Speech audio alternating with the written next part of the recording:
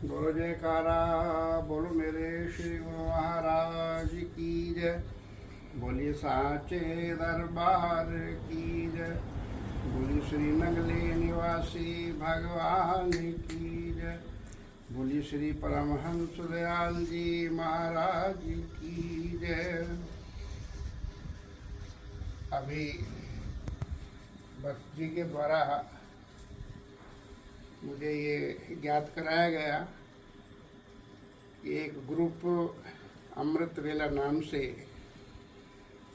बनाया गया है और धारावाहिक रूप से क्रम से नित्य नियम के अनुसार नाम के अनुरूप ये ग्रुप अपना काम कर रहा है। अमृत वेला अपने आप में एक बहुत ही महत्वपूर्ण वेला है।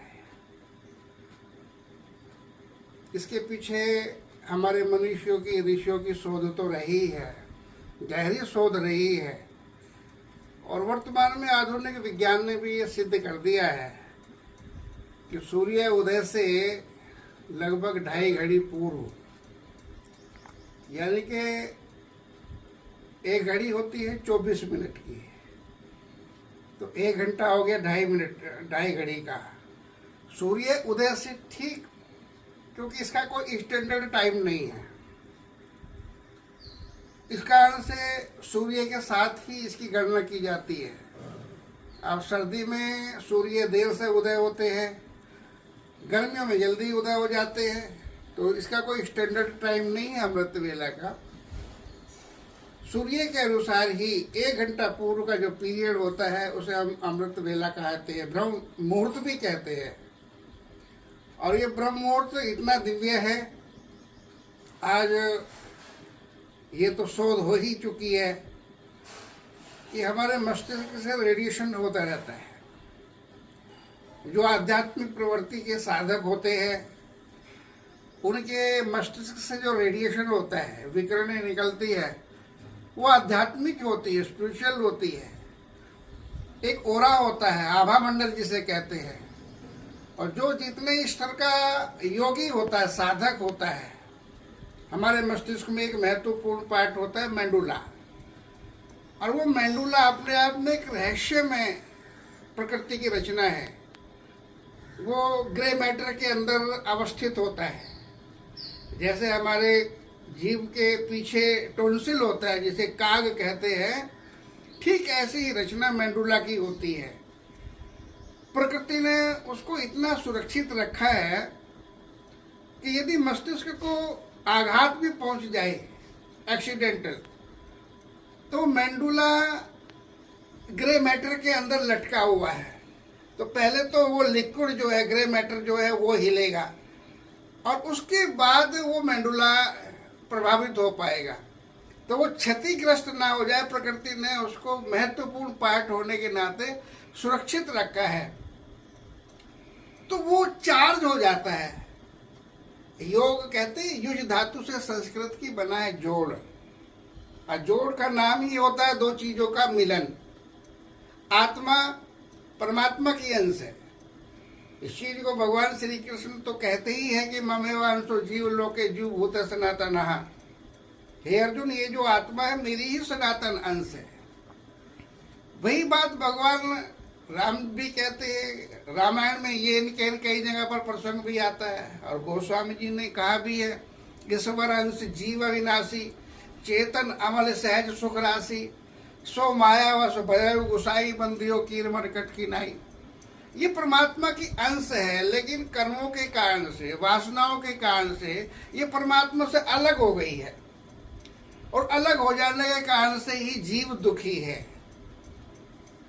लेकिन जो साधक होते हैं, योगी होते हैं, वो दोबारा उस परमात्मा से जुड़ने लगते हैं।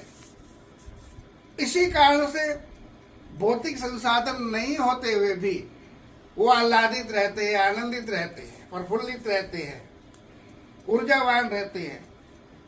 और यही कारण रहा कि पूर्व काल में भी संत लोग कंदराओं में रहते थे, गुफाओं में रहते थे, वनों में रहते थे, एकांत में रहते थे।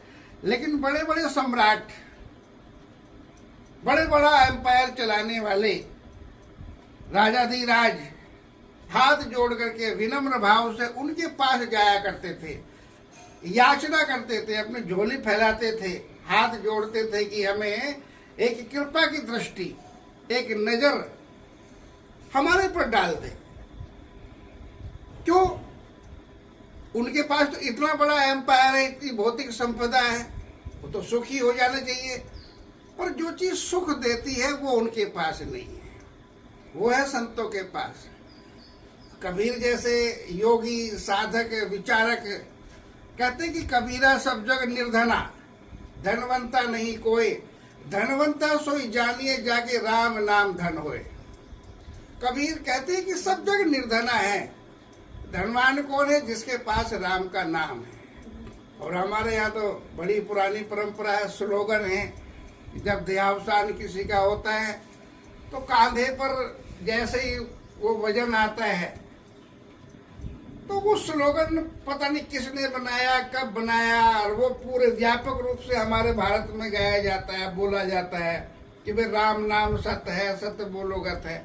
उसमें एक फीलिंग होती है, ये एहसास होता है कि अरे इस संपदा के लिए रात दिन भागे दौड़े, लेकिन ये तो छूटी जा रही है, ये देह भी साथ नहीं जा रही है, देह भी छूट रही है।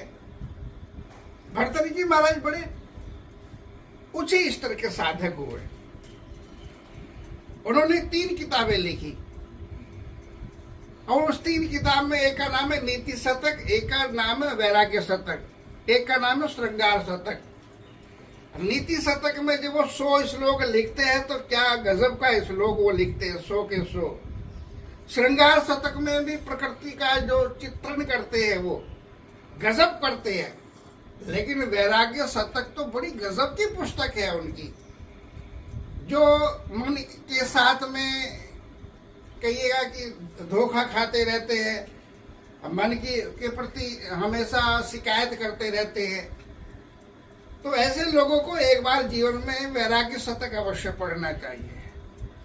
वो बड़ी प्यारी बात कहते हैं कि धनानी भूवो पशुवश गोष्ठे भार्य ग्रह द्वारे जने शमशाने देह चितायाम परलोक मार्गे धर्मानुगो गच्छत जीवे कहा। अंतिम समय का चित्रण करते हैं भर्तृहरि जी महाराज। वो कहते हैं कि अंत समय में धनानी भूमो, धन भूमि पर ही पड़ा रहता है। पशुवश गोष्ठे, कईयों को कुत्ते पालने का शौक, घोड़े हाथी पालने का शौक, वो भी अपनी जगह बंधे रह जाते हैं। भार्य गृह द्वारे, पत्नी भी घर के दरवाजे तक ही साथ देती है, आगे ये देह भी चिता के तक ही साथ देती है, और आगे तो अकेला धर्मानुगो गच्छति जीवे का, जीव यानी कि आत्मा अकेला ही कर्म के अनुसार, धर्म के अनुसार जाता है। तो हम बात कर रहे हैं कि युज धातु संस्कृत की है, उसका अर्थ होता है जोड़। तो जो ब्रह्म मुहूर्त की अमृत जो वेला है, उसमें एक ऐसा क्लाइमेट तैयार होता है कि जितने भी आर्य क्षेत्र के, कहना चाहिए कि जो हमारा भारत है वर्तमान में, स्टैंडर्ड टाइम तो पूरे भारत का एक ही है, लेकर के अरुणाचल से लेकर के और लेकर के कच्छ की रण तक इसका एक ही स्टैंडर्ड टाइम है भारत का। लेकिन सूर्य उदय की जो स्पीड है, गति है, उसमें लगभग 40 मिनट का अंतर है। कच्छ की रण में जो सूर्य उदय होगा और अरुणाचल में जो सूर्य उदय होगा उसमें 40 मिनट का अंतर है। लेकिन एडजस्टमेंट के लिए हमारे नीति निर्धारकों ने कहा भाई स्टैंडर्ड टाइम एक ही। भारत में गोवा साइड का अलग टाइम है और इधर अरुणाचल का अलग टाइम, ऐसा नहीं। तो ब्रह्म मुहूर्त का जो काल होता है उसमें जितने भी साधक है, योगी है, ध्यानस्थ होते हैं, योगस्थ होते हैं, तो उनके ब्रेन से, उनके मेंडुला से रेडिएशन होता है, विकिरण होती है, स्पिरिचुअल वेव से निकलती है, तरंगे निकलती है। उनका अपना एक आभा मंडल होता है, ओरा होता है, विज्ञान ने नाम दिया ओरा। और जो जितने ऊंचे स्तर का योगी होता है उसके ओरा का जो वेवलेंथ है वो उतनी ही ज्यादा होती है, अधिक होती है। जो छोटे स्तर का साधक है उसकी वेवलेंथ छोटी होती है। और वो चीज सिंबॉलिक रूप से आप देखते हैं कि कोई हम मूर्ति बनाते हैं देवी देवताओं की या किसी महापुरुष की, तो वो ओरा को दिखाते हैं पीछे। सनराइज दिखाते हैं पीछे। तो प्रत्यक्षता फोटोग्राफी में तो वो चीज नहीं आ रही होती है, लेकिन उसे प्रतिबिंबित करते, इंगित करते हैं ये ओरा है। तो ब्रह्म मुहूर्त में जो काल है वो ओरा उसमें ज्यादा निश्चित होता है। तो लो स्तर के जो साधक होते हैं, योगी होते हैं, यदि वो भी झूठ मूठ ही बैठ जाए तो उनका भी ध्यान लगने लगता है, क्योंकि वो आभामंडल प्रभावित करता है। ऑक्सीजन की मात्रा अधिक होती है अमृत वेला में, नेचर में।